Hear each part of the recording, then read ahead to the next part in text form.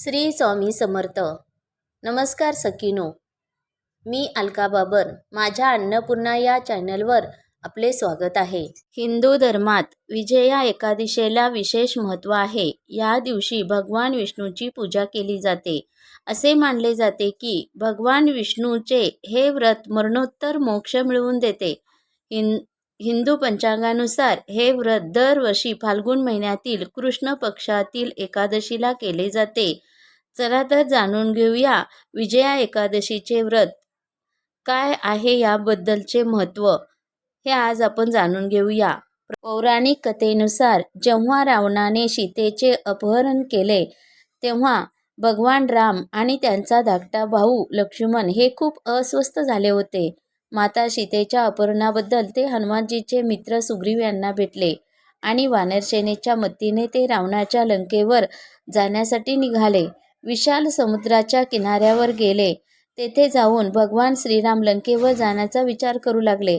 मोठ्या समुद्रामुळे लंकेवर चढणे फार कठीण होते, म्हणून श्रीरामाने समुद्रातून लंकेवर चढण्याचा मार्ग मागितला.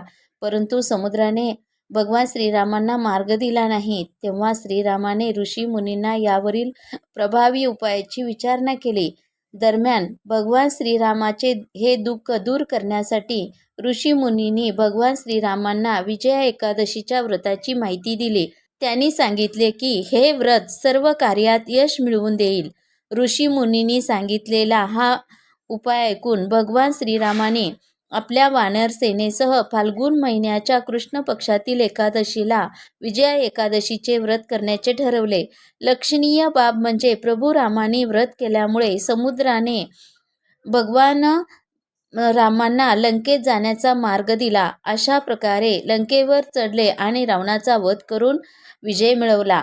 तेव्हापासून हिंदू धर्मामध्ये विजया एकादशीच्या व्रताचे विशेष महत्त्व आहे.